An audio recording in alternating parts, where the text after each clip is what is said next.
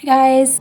Today I wanted to talk about all of the forms that I turn into our school district to prepare myself and my children for the upcoming school year.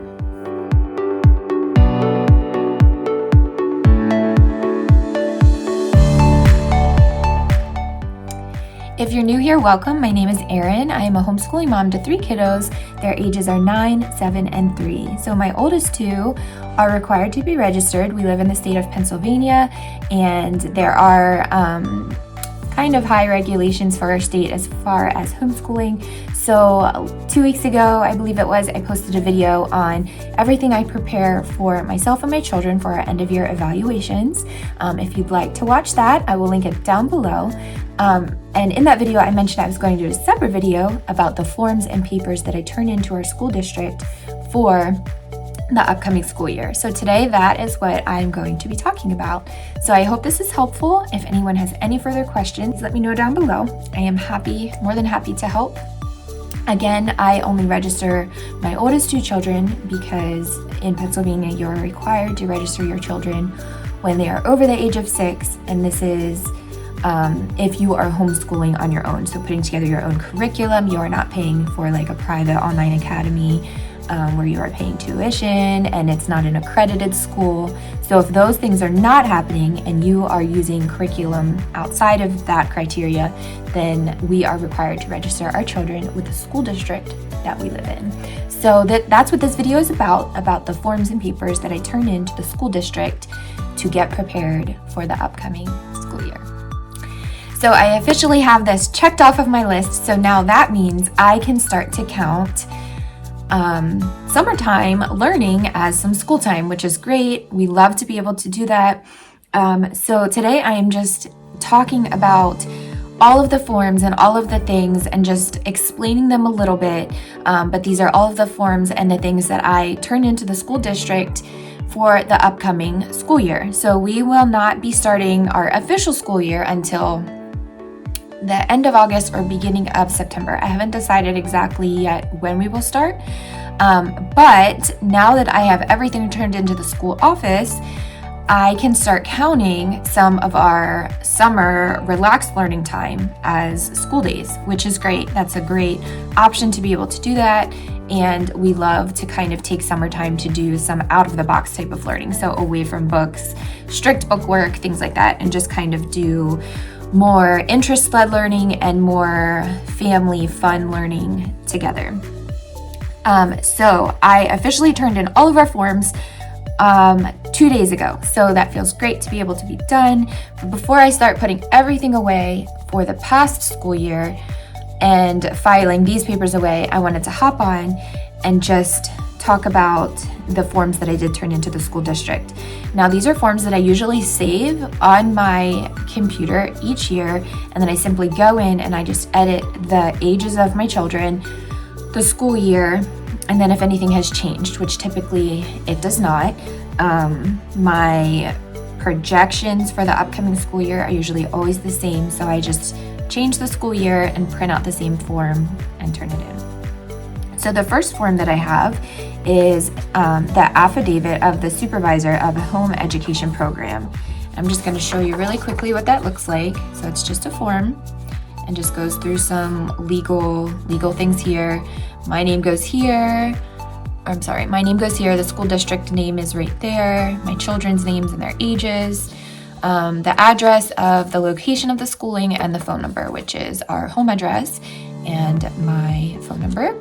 And then on the back, it also goes over some other things. These are, again, legal things that whoever's doing the majority or the main schooling, whoever's in charge of the children, cannot obviously be convicted of any of these crimes.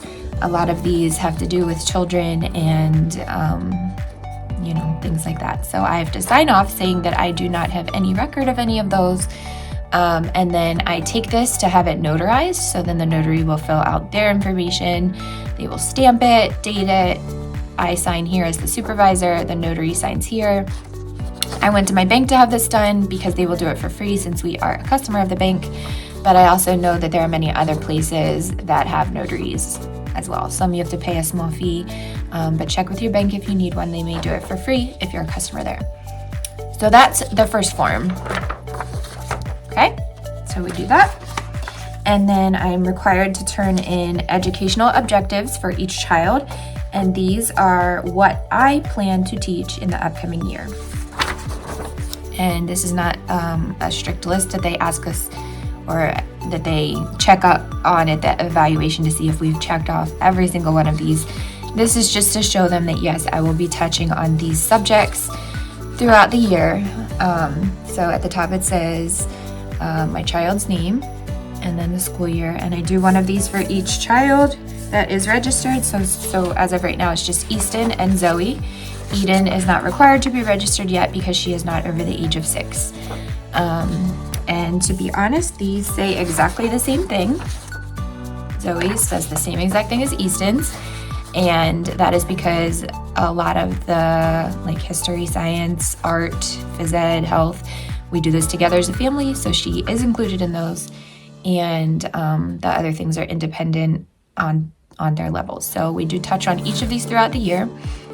So we have English, arithmetic, history, geography, civics, science, safety education, health, physical education, music, and art. Those are all the things that are on this form. As far as safety education, we are required to teach our children safety topics. So as parents, we should be doing this anyway, but they just want to make sure that our children are being advised as far as fire safety and different types of hazards that they may encounter, hopefully not ever encounter, but that they would be able to navigate wisely and safely if they encountered any of those situations. And as far as the other things, it's just a basic explanation of things we will touch on. So geography, improve map skills, increase knowledge of U.S. geography, increase knowledge of world geography. And then a couple other things on here. Civics is on here. Continue to explain the rights and responsibility of citizens to students.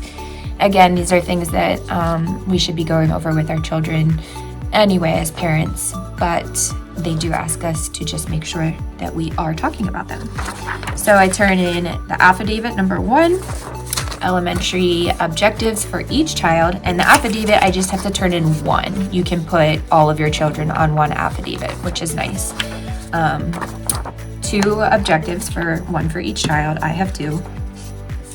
And then they ask us to turn in our immunization records, dental records, eye exams if needed, and things like that. Like we're required to have our children immunized, given immunizations for specific things. The exception to that is if you, for religious reasons, choose not to do that, you do not have to turn in those records, and you do not, of course, have to choose to do the immunizations if you feel convicted on that topic, or you just choose not to for different reasons for your family, for health reasons, or anything like that. So those are exceptions to that rule. So if you choose not to have those things done for your children, not going to get into a debate because I have friends, I have family that are very heavy on both sides. That's not what this is about. It's just simply part of what is required of me to homeschool in the state of Pennsylvania, so I'm talking about it and touching on it now. There's also a choice to fill out a Pennsylvania religious exemption form. And you can you can put all of your children on this form. So I could put both of my children if I did not want to turn in these records to them. And then you check off which ones you are asking to be exempt from. And then you just print your name, sign it, date it. And you can turn this in with all of the rest of your papers, and you will not be questioned on those things. So that's an option if you choose not to turn in your records or feel as if that's not something that should be required of you.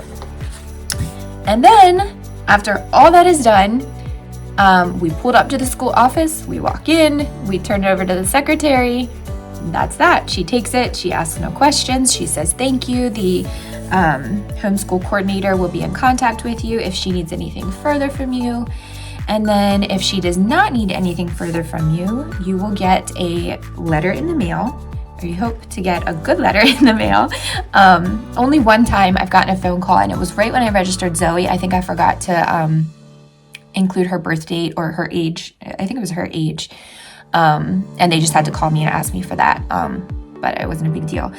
And then I received a letter, which I'm not going to show you. I'll read it to you, but it has like the school district information and my name and address. And but I will read it to you, or I will skim over it.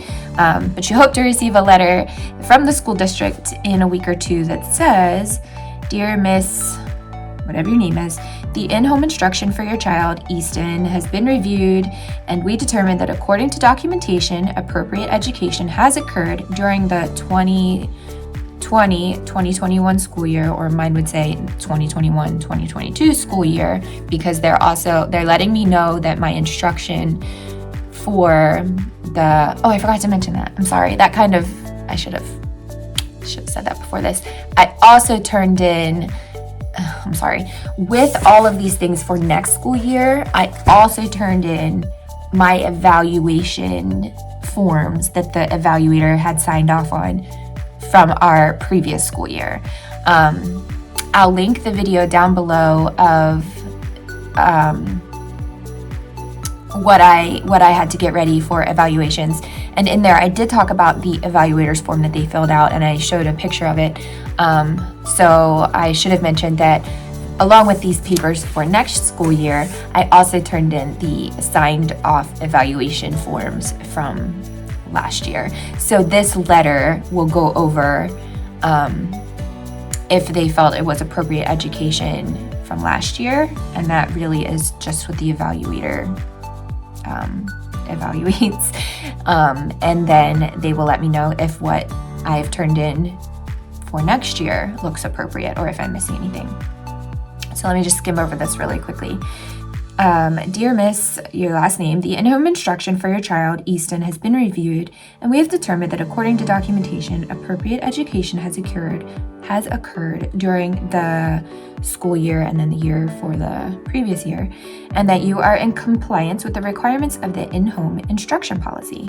In addition, your homeschooling affidavit for the 2021-2022, or whatever year you're going into, school year has been accepted for Easton and Zoe.